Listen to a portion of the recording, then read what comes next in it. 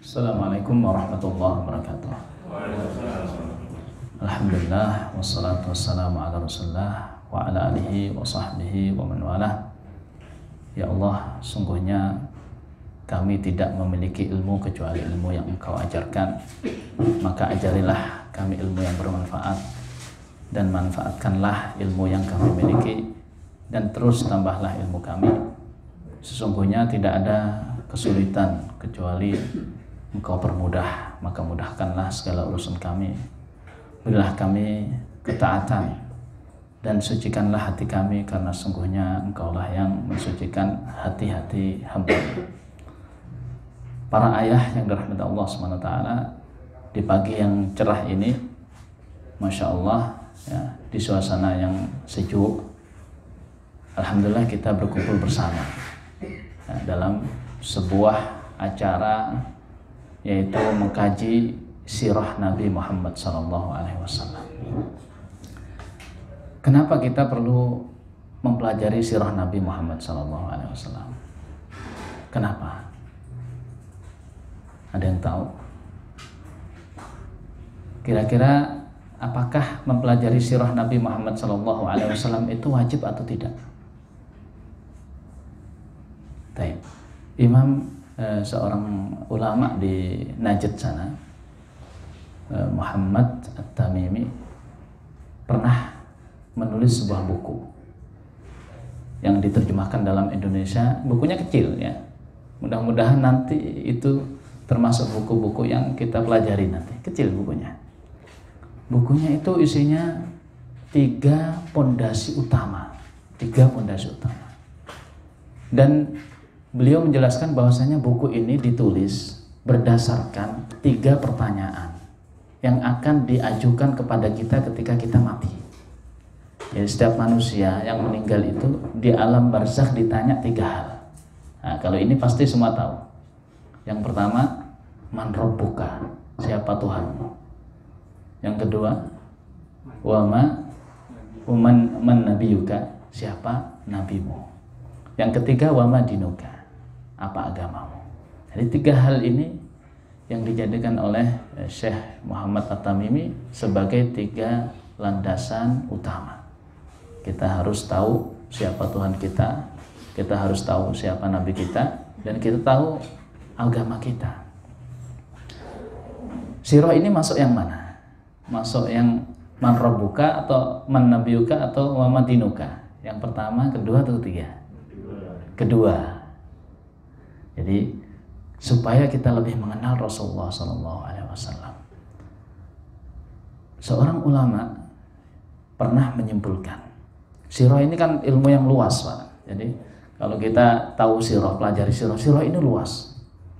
Apakah semua kisah tentang Nabi Muhammad SAW itu wajib kita ketahui? Mulai beliau lahir atau bahkan sebelumnya, nenek moyang beliau, yani suku dari kabilah apa, tanahnya di mana, apakah semua itu wajib kita ketahui atau hanya ada poin-poin khusus yang wajib kita ketahui, yang lainnya sunnah? Artinya mau kita ketahui silakan, mau tidak kita ketahui silakan. Seorang ulama itu menyimpulkan ada 3 yang wajib kita ketahui. Yang pertama adalah mukjizat Nabi Muhammad SAW. Mukjizat. Kenapa kita wajib mengetahui mukjizat? Supaya kita beriman, supaya menambah iman kita. Ya. Ini fungsinya, kenapa kita tahu mukjizatnya, itu untuk memantapkan iman kita. Bukankah Nabi Ibrahim itu imannya luar biasa. Bahkan dia dihadapkan oleh Raja Namrud sekalipun dia tidak gentar. Namun beliau pernah meminta kepada Allah SWT untuk menunjukkan tanda-tanda kebesaran Allah. Ini diabadikan di surat Al-Baqarah. Ya Rabbi arini kaifa tuhyil mauta. Ya Allah, tunjukkan kepadaku bagaimana kamu menghidupkan orang yang sudah mati. Allah mengatakan kepada Nabi Ibrahim, "Hei Ibrahim, ambil 4 burung. Kemudian bunuh burung itu, sembelih, kemudian lumat, campur jadi 1. Dan masing-masing bagian atau bagi menjadi 4, kemudian masing-masing taruh di bukit.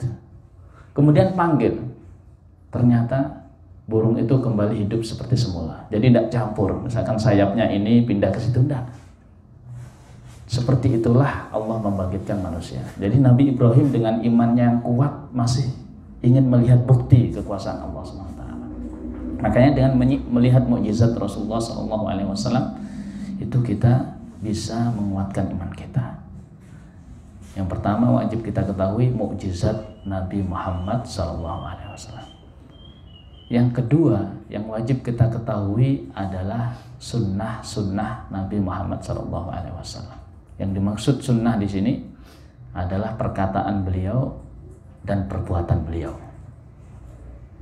Kenapa wajib diketahui? Supaya kita tahu apa yang mesti kita lakukan. Apakah ini wajib, ini halal, ini haram, ini mubah. Kita tahu dari mana? Dari sunnah Nabi Muhammad SAW.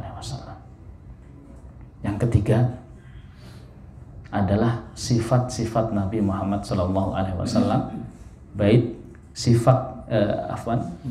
sifat fisik maupun sifat akhlak. Jadi sifatnya itu meliputi sifat fisiknya. Rambutnya Rasulullah SAW, warna kulitnya, tingginya, berat, gemuk tidaknya. Kemudian sifat akhlak, bagaimana akhlak Rasulullah terhadap istri-istrinya, bagaimana akhlak Rasulullah terhadap orang yang lebih tua darinya, terhadap orang yang lebih muda darinya. Kenapa kita harus mempelajari sifat-sifat Nabi SAW? Nah ini supaya kita cinta kepada Rasulullah SAW. Pepatah kita kan mengatakan, tak kenal maka tak sayang. Jadi kalau kita tidak kenal Nabi Muhammad SAW, bagaimana kita mau cinta? Sedangkan cintanya Nabi Muhammad SAW itu wajib. La yu'minu ahadukum hatta akuna ahabba ilaihi min waladihi wa walidihi wan nasi ajmain. Jadi salah seorang di antara kalian itu tidak akan sempurna imannya kecuali dia lebih mencintaiku, kata Rasulullah, daripada anaknya, orang tuanya, dan seluruh manusia. Ya, cinta kepada Rasulullah itu wajib. Dan cinta kepada Rasulullah bisa kita peroleh dengan mempelajari sifat-sifat Nabi Muhammad SAW. Dari ketiga unsur ini, yaitu mukjizat, kemudian sunnah-sunnah, kemudian yang ketiga sifatnya. Ilmu yang merangkum tiga unsur ini adalah ilmu sirah. Ya, kalau ilmu fikih atau ilmu hadis itu yang mencakup nomor 2, sunnah-sunnah Nabi SAW. Namun yang cakupannya lebih luas adalah ilmu sirah. Makanya kenapa kita belajar sirah? Untuk mengetahui tiga unsur ini. Nah, sekarang apa hukumnya belajar sirah? Wajib atau enggak? Nah, wajib yang mencakup tiga unsur ini, ya.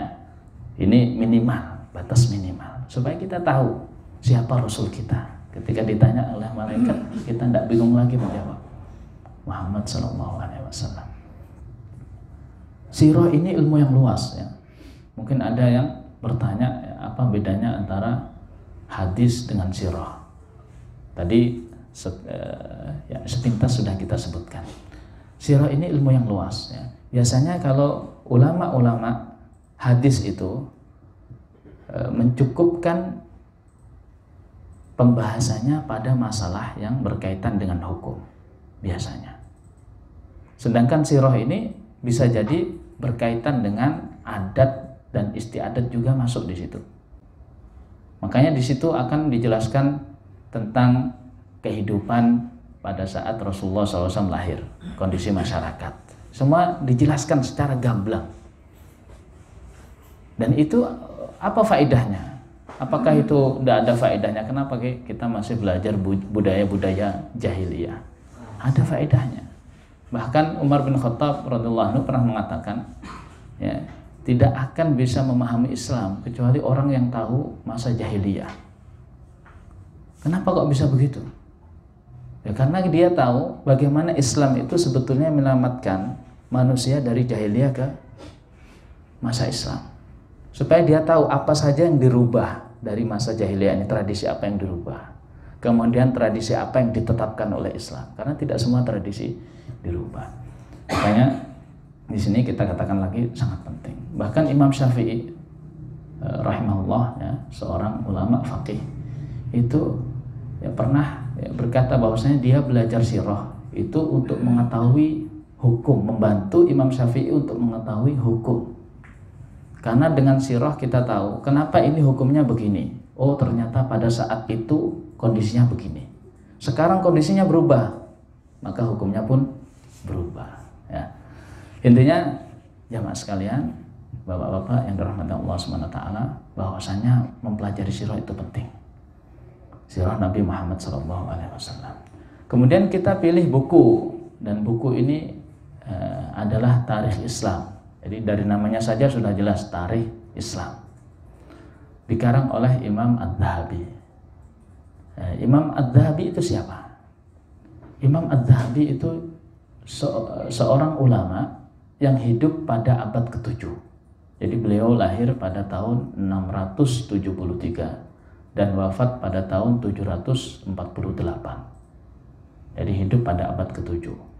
Dan beliau ini sebagaimana yang disebutkan oleh ulama-ulama yang yakni menerjemahkan, artinya menyebutkan tentang dirinya, tentang Imam Adz-Dzahabi ini, beliau adalah ulama yang wasi'ur riwayah, jadi mempunyai riwayat yang luas. Beliau tidak hanya ahli tarikh, beliau terkenal juga ahli hadis, punya buku yang banyak tentang hadis. Ahli rijal, yani ahli rijal itu sebuah ilmu yang mempelajari tentang perawi-perawi hadis, apakah perawi ini siqat, ya, perawi ini lemah, kuat dan sebagainya. Beliau juga ahli tafsir, ahli fikih, artinya memiliki ilmu yang sangat luas. Imam Adz-Dzahabi ini. Imam Adz-Dzahabi ini tinggal di Damaskus. Ya, kemudian ketika beliau usia 18 tahun, beliau memulai mempelajari ilmu syar'inya ketika beliau sudah berumur 18 tahun. Ya. Kemudian beliau belajar di Mesir. Ya. Beliau bertemu dengan seorang ulama, Syekhul Islam Ibnu Daqiqil Id. Ketika beliau masuk bertemu dengan Daqiqil Id, ya. Imam Daqiqil Id itu apa istilahnya? Jadi dia itu tidak sembarangan ngajar murid, milih-milih ngajar murid. Ketika datang Imam Dzahabi ditanya, kamu dipanggil siapa? Ini namanya Imam Adz-Dzahabi, bukan Dzahabi. Dzahabi itu lakopnya. Kenapa dikatakan Adz-Dzahabi? Zahab itu artinya emas, ya. Zahab artinya emas. Dikatakan Adz-Dzahabi karena bapaknya dari Imam Adz-Dzahabi ini pengrajin emas.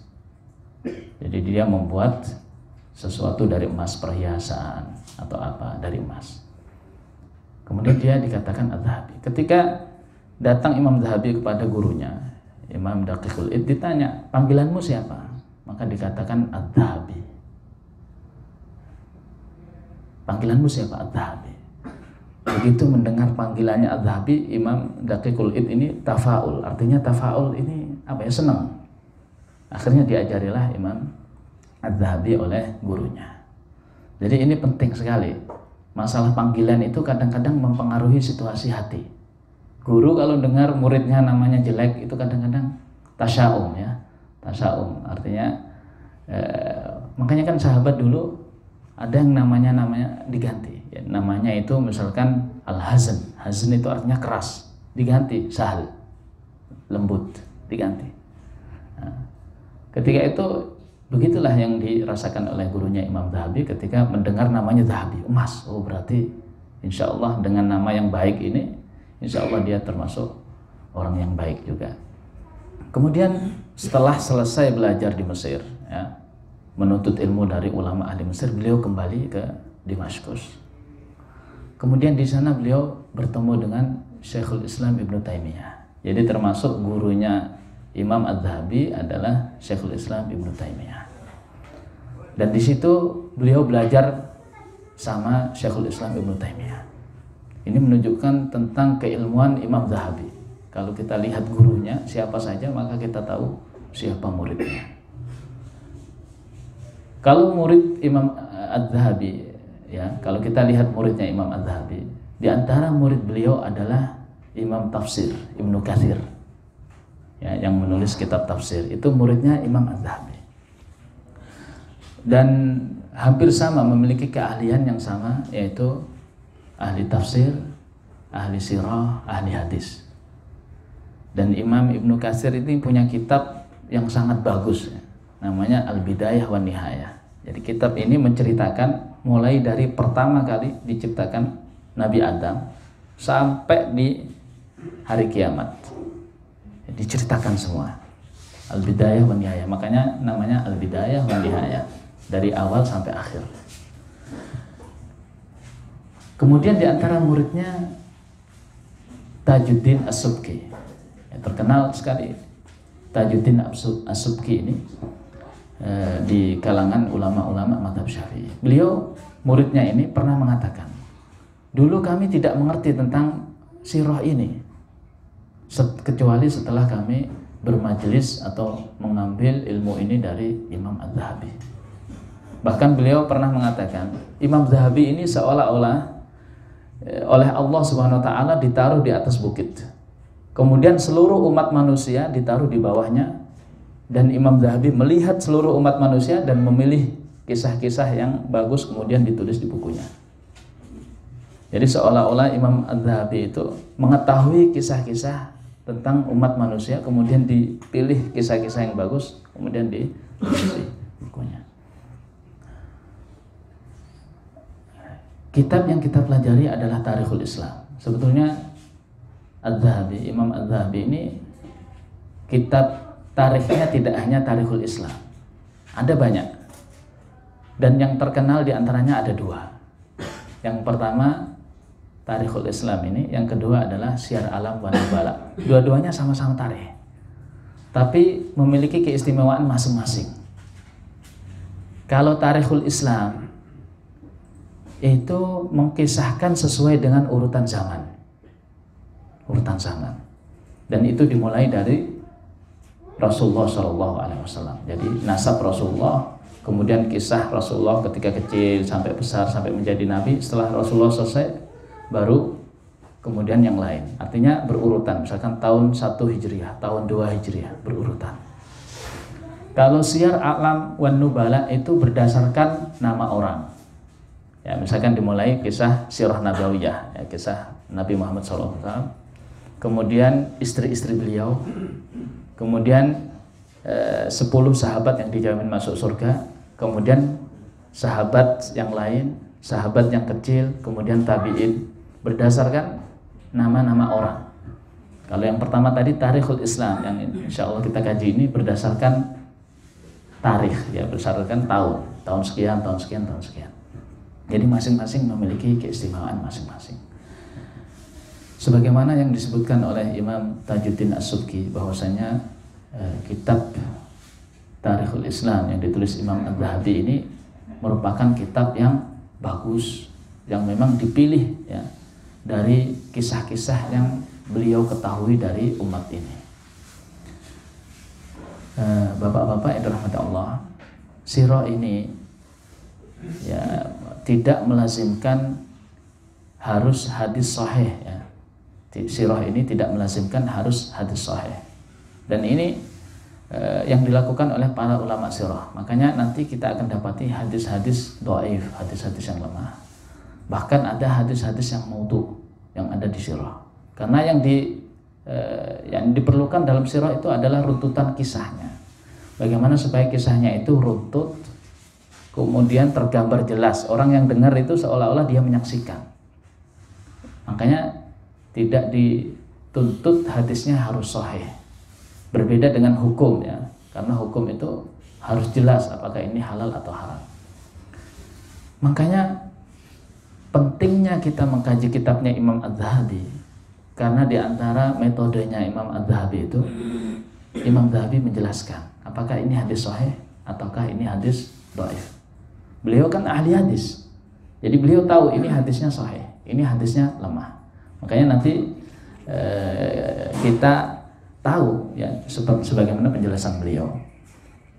Dijelaskan, misalkan disebutkan, oh ini riwayatnya begini. Beliau mengatakan, namun fulan ini yang meriwayatkan hadis ini termasuk orang yang pendusta, orang yang riwayatnya ditinggalkan, dan ada riwayat yang lebih sahih. Dijelaskan begitu. Nah, makanya enaknya belajar kitab tarikh al-Islam dari karya Imam Adz-Dzahabi itu, kita tahu mana riwayat yang sahih, mana riwayat yang tidak sahih. Di sini tidak tahu ini metode kita belajarnya, apakah baca kitabnya atau kita sampaikan intinya saja. Mana yang lebih mudah kira-kira menurut para ayah? Kita mau membaca kitabnya, gundulnya, atau intisarinya saja? Intisari ya.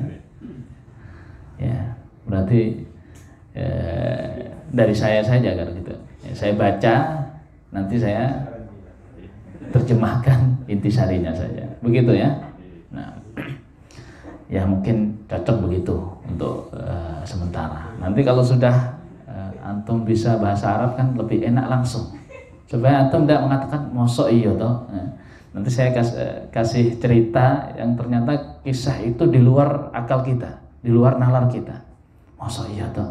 Ya kalau tidak percaya silahkan buktikan sendiri, baca. Nah, di situ Imam Adz-Dzahabi mulai dari kisah Nabi Muhammad SAW. Jadi beliau mulai dari nasab Nabi Muhammad SAW. Kira-kira ada yang hafal nasabnya Rasulullah? Sampai 3 saja ada yang hafal.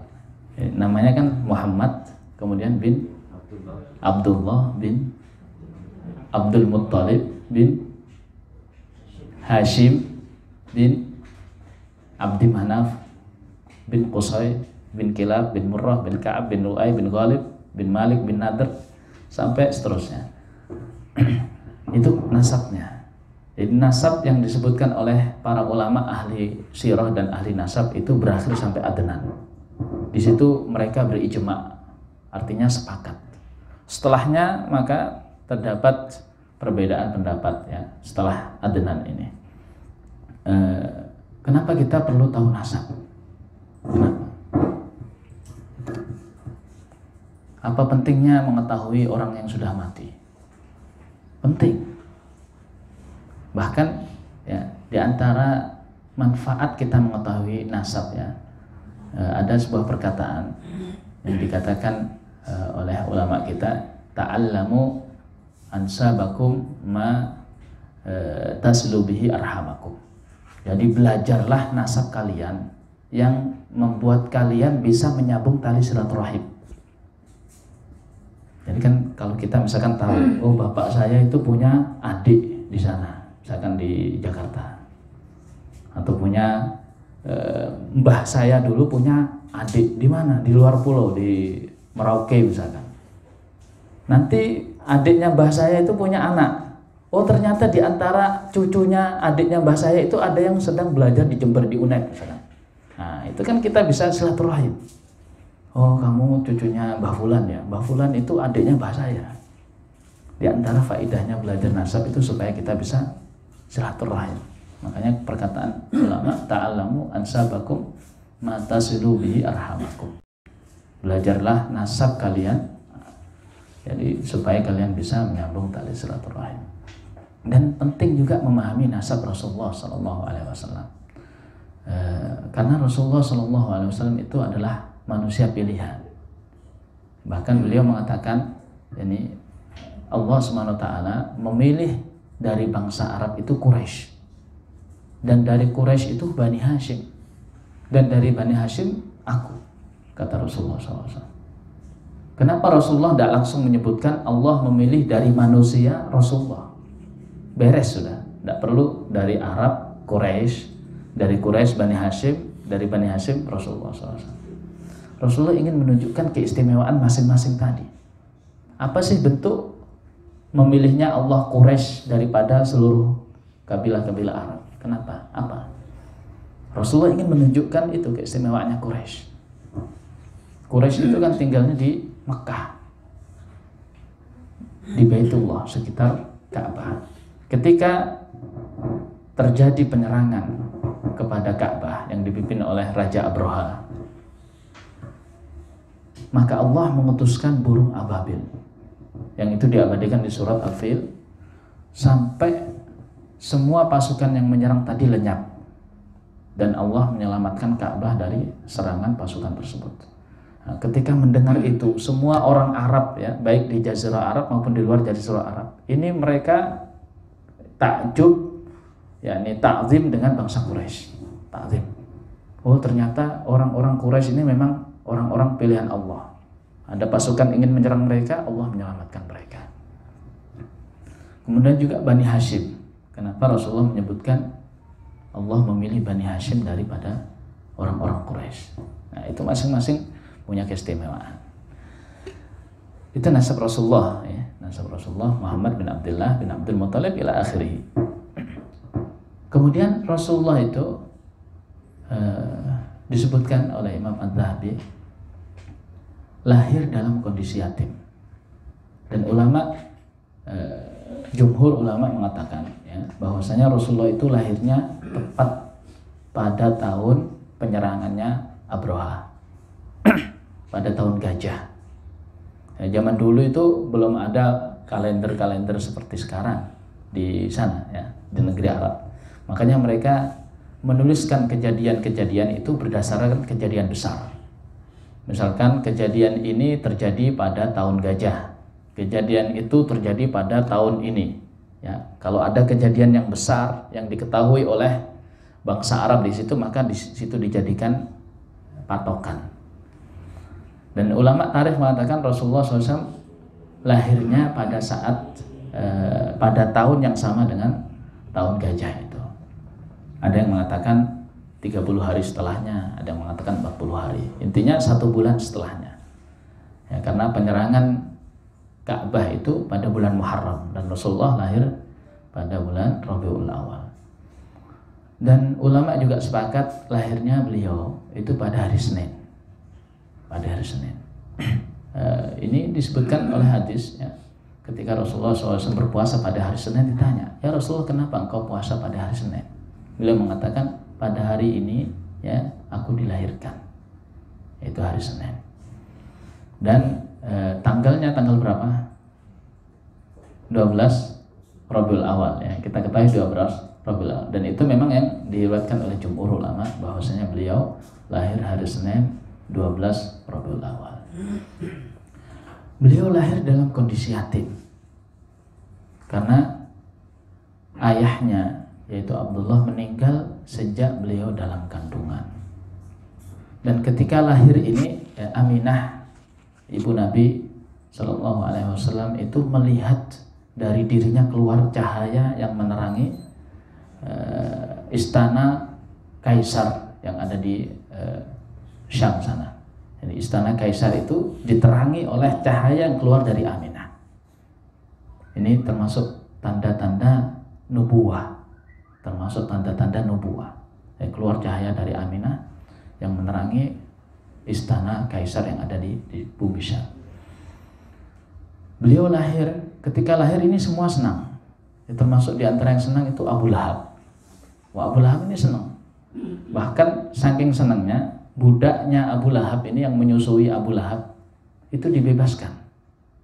Ya, Suwaibah itu yang menyusui budaknya Abu Lahab yang menyusui Rasulullah. Jadi Suwaibah itu budaknya Abu Lahab menyusui Rasulullah SAW. Saking senangnya Abu Lahab itu dibebaskan. Jadi jangan dikira Abu Lahab itu mulai lahirnya Rasul benci. Tidak. Abu Lahab itu cinta, senang sama Rasulullah. Bahkan ketika nanti Rasulullah punya putri, anaknya Abu Lahab dinikahkan dengan putrinya Rasulullah SAW. Jadi besanan. Bahkan 2 anaknya Abu Lahab dinikahkan dengan 2 putrinya Rasulullah. Jadi pada dasarnya dari segi kekeluargaan cinta. Nanti ketika Rasulullah sudah diangkat menjadi nabi, ketika memulai dakwah, baru Abu Lahab benci terhadap Rasulullah.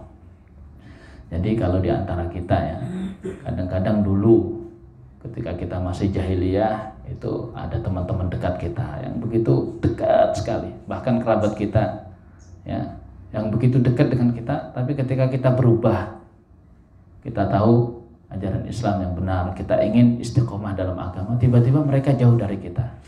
Itu jangan gelo, istilahnya jangan gelo, jangan motong, ya. Karena apa yang kita lakukan itu benar. Ya, kita tetap silaturahim, sebagaimana Rasulullah tetap silaturahim pada paman-pamannya, meskipun mereka belum masuk Islam, tetap sama Abu Thalib tetap. Kita juga begitu. Namun yang dimaksud di sini jangan sampai ketika kita tidak disenangi, kemudian kita motong, akhirnya kita kembali ke masa jahiliyah. Jadi semua senang, termasuk kakeknya. Jadi kakeknya ini ketika lahir Rasulullah SAW ini langsung digendong, kemudian dibawa ke Ka'bah dan dikasih nama Muhammad. Ditanya sama kaumnya, ya Abdul Muttalib, Muhammad itu nama yang tidak pernah dipakai oleh nenek moyangmu. Nenek moyangmu tidak ada yang namanya Muhammad, kenapa kamu pakai nama ini? Muhammad itu artinya apa? Dari kata hamad, Muhammad itu artinya dipuja, ya, dipuja atau dipuji. Abdul Muttalib mengatakan, saya ingin dia menjadi manusia yang dipuji oleh menjadi seseorang yang dipuji oleh manusia. Akhirnya dipuji karena akhlaknya atau dipuji karena perangainya. Yang penting dia menjadi manusia yang baik dan akhirnya dipuji oleh manusia. Makanya dikasih nama Muhammad. Rasulullah SAW pada saat itu merupakan adatnya orang Arab itu untuk menyusukan anak-anaknya yang masih kecil, yang baru-baru lahir itu ke desa. Karena di Mekah itu adalah kota itu keluar masuk orang, dan di situ biasanya ada wabah. Makanya biasanya mereka lebih senang menitipkan anaknya ke orang yang menyusuinya di desa, karena di desa itu lebih segar hawanya dan lebih aman dari kontaminasi virus-virus wabah. Dan mereka di desa lebih bisa tumbuh kuat. Ya, kalau di kota itu kan tidak bisa luas kayak di desa. Ya, coba kita lihat di kota kita, anak-anak mau main bola saja susah. Mau main bola, kalau dulu zaman kita di desa banyak sekali lapangan, ya, tinggal pilih mau lapangan ini, mau lapangan itu. Demikian juga pada saat itu di Mekah. Ya, di Mekah itu kota. Bahkan itu adalah pusat kota karena di situ ada Ka'bah. Semua orang Arab yang ingin haji umroh datang ke situ. Makanya Rasulullah SAW akan disusukan. Ketika itu datang sebuah kabilah, ya, kabilah dari Bani Sa'ad. Itu terkenal dengan kabilah yang menyusukan anak orang lain, ya, terutama anaknya orang-orang Mekah. Di antara mereka ada yang namanya Halimah Sa'diyah. Halimah dengan suaminya. Halimah mengatakan, dulu, ya, pada saat itu terjadi musim kemarau yang kering. Bahkan tidak ada setetes air pun yang turun, ya. Maksudnya tidak ada hujan sama sekali, kering. Kemudian dia datang ke Mekah untuk mencari apa? Mencari anak yang bisa disusui. Kenapa sih mereka itu mencari anak yang bisa disusui? Karena mereka mengharapkan upah, ya, mereka mengharapkan upah dari menyusui itu. Dia mengatakan, Halimah mengatakan, dan aku pada saat itu naik keledai.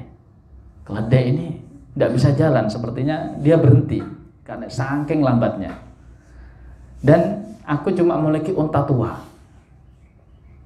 Nah, ini unta tua berarti unta itu sudah tidak produktif lagi, tidak keluar susu banyak lagi, tidak. Karena keledainya ini lambat, akhirnya teman-temannya dia sudah sampai ke Mekah, Halimah terlambat. Dan setiap kali ada orang yang masuk ke Mekah ingin mencari anak susu, itu ditawarkan. Muhammad Rasulullah SAW masih kecil ditawarkan. Dan semuanya kebetulan menolak. Kenapa menolak? Karena dia anak yatim. Sedangkan orang-orang yang menyusui ini ingin mendapat upah dari bapaknya. Kalau dilihat dia anak yatim, berarti siapa yang bertanggung jawab ngasih upah? Siapa? Tidak ada. Makanya ditinggalkan, ya. Ketika ditawarkan Nabi Muhammad, siapa dia? Anaknya siapa? Oh, anaknya Abdullah. Abdullah mana? Abdullah sudah meninggal. Oh, anak yatim, tidak mau. Akhirnya ketika Halimah Sa'diyah ini datang ke situ, sudah tidak ada pilihan lain kecuali Rasulullah SAW. Akhirnya bicara sama suaminya, gimana ini? Ini sudah tidak ada kecuali Muhammad. Tidak apa-apa, ambil saja, mudah-mudahan ada barokahnya. Suaminya bilang begitu. Diambillah Rasulullah SAW. Kemudian Halimah mengatakan, sungguh ya, himar ini, keledai yang ketika berangkat tadi lembek, telat, sekarang menjadi keledai yang paling cepat. Bahkan saking cepatnya itu teman-temannya tadi disalib, tidak kelihatan lagi, sudah di belakang sudah tidak kelihatan. Kemudian ontanya tadi, onta tua yang sudah tidak produksi susu tadi, menjadi onta yang penuh dengan susu. Bahkan di awal menyusui Rasulullah itu, Halimah kan kelaparan karena di situ kering di daerahnya. Akhirnya ASI yang keluar sedikit. Tapi ketika Rasulullah SAW menyusui itu langsung air susunya banyak. Bahkan dia sampai kenyang, dan juga saudara susuannya, anaknya Halimah sendiri itu juga kenyang. Maka dia mengatakan, sampai malam itu kita tidur nyenyak karena semuanya kenyang. Padahal sebelumnya itu anaknya rewel sekali, ASInya kurang. Itu menunjukkan tentang barokahnya Rasulullah SAW. Ini tidak tahu sampai jam berapa ini. Saking enaknya cerita nanti lewat. Gimana? Gimana? Selesai apa lanjut, atau ada pertanyaan atau ada selingan apa gitu? Selingan sarapan gitu. Jangan-jangan sedang tegang, tapi tegangnya bukan mendengarkan kajian, tapi lapar. Jadi menahan rasa lapar sakingnya tegang. Gimana ini Ustadz? Lanjut. Ya. 30 menit untuk sampai 7.30. Oh, 7.30 untuk kajiannya, ya. Alhamdulillah. Jadi Halimah sampai ke rumahnya. Begitu sampai di rumahnya itu pun terlihat barokahnya Rasulullah SAW. Jadi sampai-sampai dia mengatakan, dia kan punya kambing yang digembalakan oleh penggembalanya. Jadi setiap hari kambingnya itu pulang dengan badan yang gemuk, kemudian air susunya itu penuh dengan susu. Dan kambing-kambing orang lain itu tetap kurus, ya, tetap kurus dan susunya sedikit. Sampai-sampai orang itu mengatakan kepada para penggembalanya, wahai Fulan, kenapa engkau tidak gembalakan kambingku ke tempatnya Halimah ini, ke tempat penggembala Halimah menggembalakan kambingnya. Akhirnya keesokan harinya penggembala Halimah menggembalakan di sini misalkan, semuanya ikut ke sini, sudah semuanya menggembala di sini. Tapi sorenya pulang kondisinya tetap sama. Jadi kambingnya Halimah itu gemuk dan banyak air susunya, yang lain tetap kurus saja. Nah, itu makanya tambah senang Halimah. Dan ketika sudah 2 tahun, menyusukan 2 tahun, ini sudah habis masa kontraknya 2 tahun, Halimah datang ke Mekah, datang ke ibunya Rasulullah SAW, Aminah. Karena Halimah ini sudah senang sama Rasulullah SAW karena melihat barokahnya. Halimah berkata, ya Aminah, kalau kamu mau, ya biarkan Muhammad ini sama aku saja. Karena aku takut di sini dia terkena wabah. Biarkan dia sama aku. Akhirnya Aminah, iya enggak apa-apa dah. Dibawa lagi pulang ke tempatnya Halimah. Selang 2 bulan, ya, selang 2 bulan tiba-tiba terjadi sebuah kejadian yang aneh. Saudaranya Rasulullah SAW, jadi anak kandungnya Halimah ini, lari datang ke ibunya, bilang ke ibunya, Muhammad tadi dibawa oleh 2 orang. Dia lihatnya 2 orang. Akhirnya kaget juga ini Halimah dan suaminya, kemudian keluar. Ketika sampai menemui Rasulullah, terlihat Rasulullah SAW sudah sendirian. Kemudian dipeluknya Rasulullah SAW. Ternyata 2 orang ini adalah 2 malaikat. Jadi pada saat itu terjadi kejadian yang memang itu mukjizat Rasulullah, memang sudah disiapkan oleh Allah SWT. Jadi pembelahan dada Rasulullah. Jadi dada Rasulullah dibelah, kemudian dibersihkan. Hati Rasulullah dibersihkan dari haddus syaitan. Jadi setiap manusia itu punya haddus syaitan. Ya, tempat nongkrongnya setan ada. Dan itu dibersihkan dari Rasulullah. Dan dibersihkan dengan air Zam-Zam. Sebagaimana yang disebutkan oleh Rasulullah dalam hadis yang sahih. Itu dibersihkan, hatinya dibersihkan. Ketika itu Halimah takut ya. Karena ada yang mengatakan di riwayat yang lain, saudaranya yang mengatakan, wahai ibuku, Muhammad dibunuh. Dibunuh, mungkin karena dia melihat dadanya dibelah, jadi dikira dibunuh. Akhirnya suaminya Halimah, ini sepertinya anak ini kena apa istilahnya, kesambet. Jadi dia takut, Halimah juga takut. Akhirnya dibawa lagi ke Mekah. Kemudian dikatakan kepada ibunya, ini anakmu saya kembalikan, saya takut ada kejadian aneh. Kejadian apa? Halimah tidak mau ceritakan. Sampai dipaksa akhirnya cerita. Ibunya mengatakan, sungguh insya Allah tidak ada keburukan yang akan menimpa anak ini. Karena pada waktu lahir, aku melihat cahaya keluar dari diriku menerangi istana yang ada di Syam. Insya Allah anak ini menjadi seorang tokoh yang berpengaruh. Ibunya yakin begitu. Udah, kamu tidak usah takut.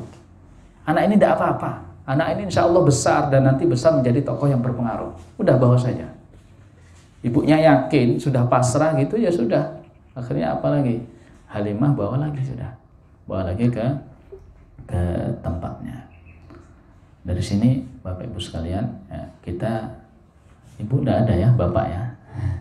Bapak-bapak sekalian, kita bisa mengambil beberapa ibrah ya. Di antaranya, kenabian itu memang sebuah pilihan dari Allah SWT. Jadi Allah yang memilih. Allahu a'lamu haitsu yaj'alu risalatah. Allah SWT berfirman, Allah Maha mengetahui di mana Allah harus menempatkan risalah kenabian ini pada siapa, Allah lebih tahu. Makanya tidak benar kalau yang mengatakan bahwasanya kenabian itu bisa dicari dengan bertapa akhirnya sampai derajat tertentu menjadi nabi, tidak bisa. Ini sudah pilihan Allah. Dari awal Allah sudah menyiapkan bahwasanya Muhammad kecil ini nanti kalau sudah besar akan menjadi nabi. Itulah yang kita pahami ya, bahwasanya kenabian itu adalah pilihan.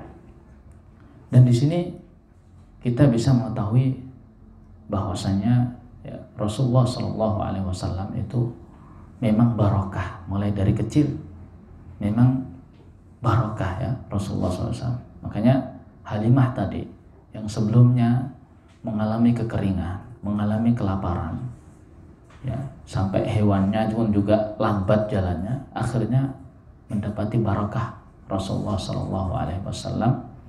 Akhirnya apa? Akhirnya kenyang, akhirnya keledainya juga jalan cepat, ontanya mengeluarkan susu yang banyak, kambing-kambingnya juga gemuk-gemuk. Ini termasuk kebarokahan. Jadi kebarokahan itu berasal dari Allah. Keberkahan itu berasal dari Allah. Kadang-kala kan kita merasa ya,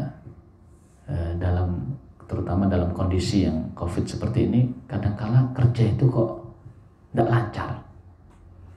Tidak seperti biasanya. Biasanya penghasilan sekian, sekarang kok menurun. Tapi kalau kita koreksi, apakah ada sesuatu yang kurang dari kita? Ya, sebelum COVID misalkan gaji kita berapa? Sekian, misalkan kita kasih angka saja biar mudah. Misalkan 9, sekarang kok 6 atau setengahnya lah. Tapi apakah kita makannya berubah? Sebelumnya makan sepiring, sekarang setengah piring. Tidak kan? Berarti di situ ada keberkahan. Jadi sebetulnya yang kita cari itu dalam rezeki kita itu keberkahan, bukan banyak. Kalau banyak itu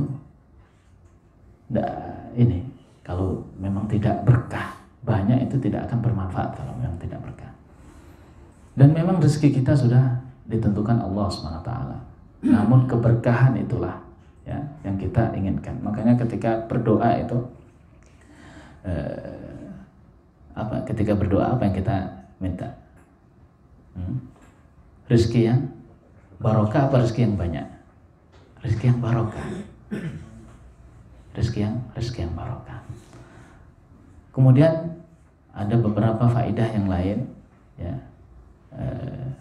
yang mungkin bisa kita petik di sini, yaitu bahwasanya menyusui itu adalah sesuatu yang istilahnya, ya, kan kadang ada seorang ibu ya yang tidak bisa menyusui karena ada faktor tertentu, misalkan karena sakit atau karena air susunya sedikit.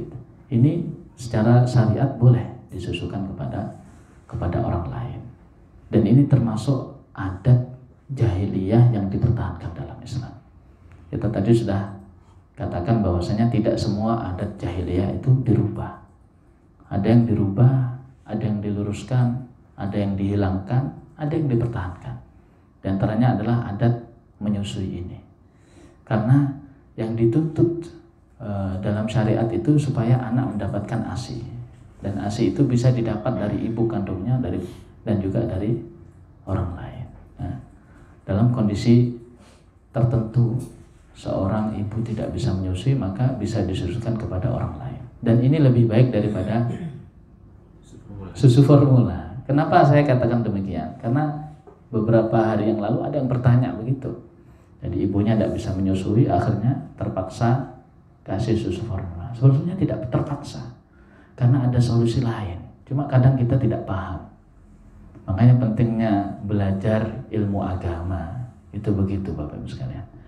Jadi kalau ada masalah, kita tahu solusinya.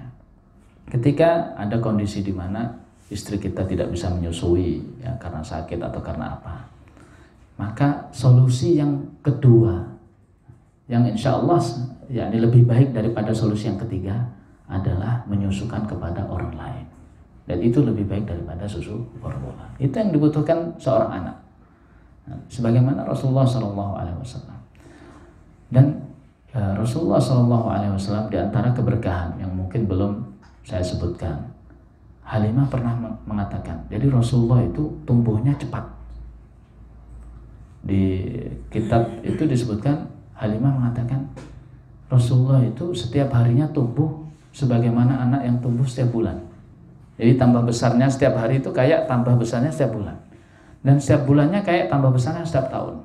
Makanya ketika Rasulullah berusia 2 tahun itu sudah seperti kayak anak-anak besar, sudah kayak anak-anak balita usia 5 tahun besar, ya. Itu termasuk keberkahan dari Rasulullah SAW.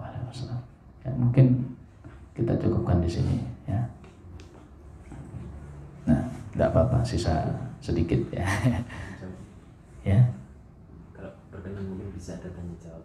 Oh iya, tidak apa-apa. Mungkin ada yang ingin menyampaikan sesuatu dulu. Saya mendengar kisahnya kok beda, gitu. Tidak apa-apa juga. Ya, silakan monggo. Ada waktu sedikit ya. Nah. Ada istilah sirah dengan tarikh. Yeah. Mungkin bisa dijelaskan perbedaannya atau sama. Persamaannya gitu ya. Yang kedua, kalau apa enggak salah dengar, artinya ketika saya pernah ikut kajian, mohon maaf ini, Imam Ibnu Katsir itu murid dari Imam Ibnu Taimiyah atau Imam Az-Zahabi? Kalau nggak salah dengar muridnya Ibnu Taimiyah, kalau nggak salah dengar Ibnu Jauzi, Imam. Kemudian yang ketiga, setelah tadi disampaikan kalau seorang istri tidak bisa atau tidak air asinya tidak keluar, itu solusi yang terbaik adalah disusukan dengan wanita lain, ya. Misalnya ini istri saya telah melahirkan, keluar asinya, tapi ketika melihat ada seorang wanita yang solihah, ya, artinya lebih solihah, gitu, ya, dan dia sedang kondisi menyusui, itu disusukan ke wanita itu, apakah boleh? Nah, mengambil keberkahannya dari wanita saya. Masya Allah. Ya, Bagus ya pertanyaan yang pertama tentang perbedaan atau persamaan antara tarikh dan sirah. Secara bahasa tarikh dan sirah itu bermakna sama.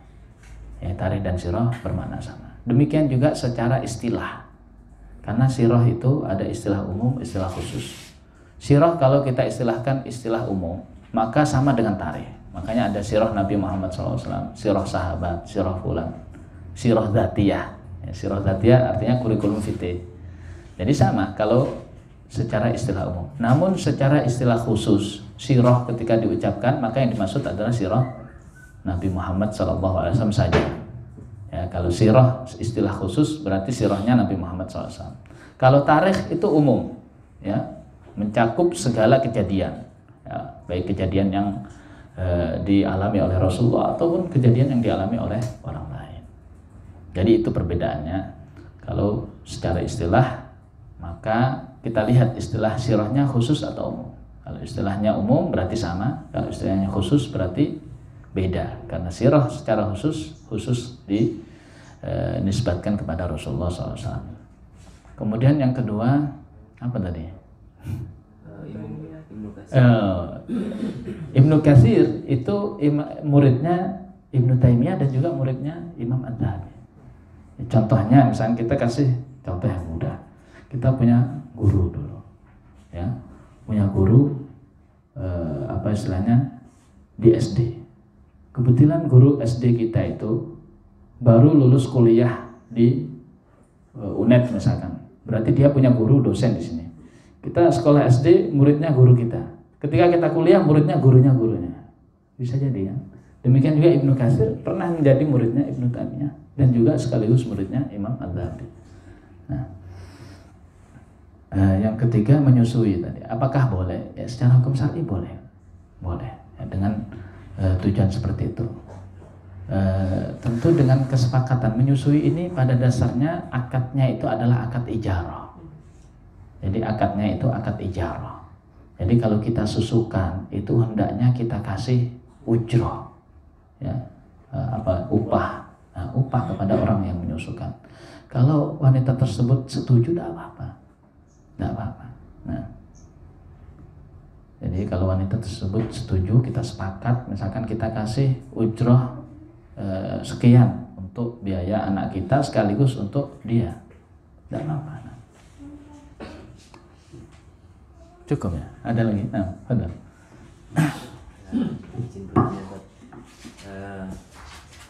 Tadi setelah dikisahkan barokah yang dialami oleh keluarga Halimah, ya. Kalau kemudian kita ambil kisah pada kehidupan kita sendiri, kadang-kadang kita mendapatkan berbagai kemudahan, tetapi kami khawatir yang kami terima ini bukan barokah tapi istidraj. Ini membedakannya bagaimana? Ya. Jadi memang beda tipis ya, kalau kita lihat dari kasat mata beda tipis antara berkah dengan istidraj. Namun yang membedakan adalah ketaatan kita. Kalau sebabnya adalah ketaatan kita, maka itu adalah barokah. Barokah dari Allah SWT. Kalau sebabnya adalah kemaksiatan, maka itu adalah istidraj. Jadi orang itu kadang tambah maksiatnya, tambah nikmatnya. Karena memang Allah ingin betul-betul melulu, istilahnya dalam bahasa Jawa itu melulu orang ini supaya tidak nanggung-nanggung. Masuk nerakanya tidak nanggung-nanggung. Sekalian di dasar sekalian. Makanya dikasih terus. Kamu tambah kufur, udah tambah kasih. Jadi yang membedakan adalah ketaatannya. Kalau dia dasarnya adalah orang taat, berarti ini adalah keberkahan. Kalau dasarnya dia orang yang maksiat, ya, orang yang kufur dengan Allah, maka ini adalah istidraj. Nah. Monggo, cukup ya. Tadi teknisnya untuk menyusui, menyusukan. Kalau untuk zaman sekarang kan dipompa, disimpan di botol. Iya. Itu hukumnya gimana? Jadi memang menyusui yang paling baik itu langsung. Karena di situ tidak hanya transfer susu saja, karena di situ ada hubungan kedekatan antara orang tua dengan anak. Ya. Jadi kalau pingin maksimal harus disusui. Dan menyusukan itu mungkin lebih baik daripada cuma kita simpan ini susunya kemudian disusukan. Jadi kalau kita kasih urut-urutan, misalkan mana yang paling afdol? Yang paling afdol disusui ibunya sendiri langsung, ya. Kemudian yang kedua disusukan kepada orang lain langsung juga. Kemudian yang ketiga mungkin bisa dengan cara tadi. Nah, kemudian yang keempat baru dengan susu formula.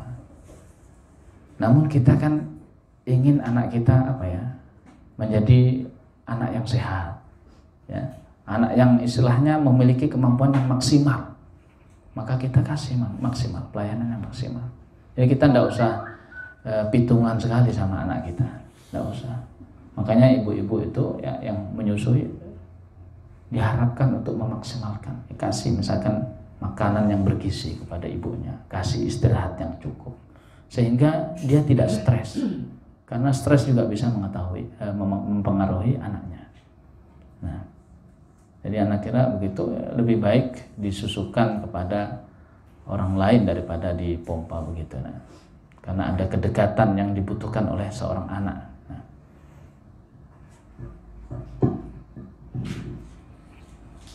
cukup insya Allah ya. Baik, kita cukupkan di sini. Ya. Mudah-mudahan pertemuan kita ini menjadi pertemuan yang diberkahi oleh Allah SWT, dan kita keluar dari majelis ini dalam keadaan diampuni dosa-dosa kita oleh Allah SWT, dan mudah-mudahan kita semua bisa istiqomah ya. Ini adalah majelis pembuka, dan kita yang hadir di sini semoga bisa mengikutinya secara istiqomah. Yang belum hadir mudah-mudahan bisa juga bergabung dengan kita. Wallahu ta'ala alam wa sallallahu ala nabiyina Muhammad wa ala alihi wa sahbihi ajmain. Assalamualaikum warahmatullahi wabarakatuh.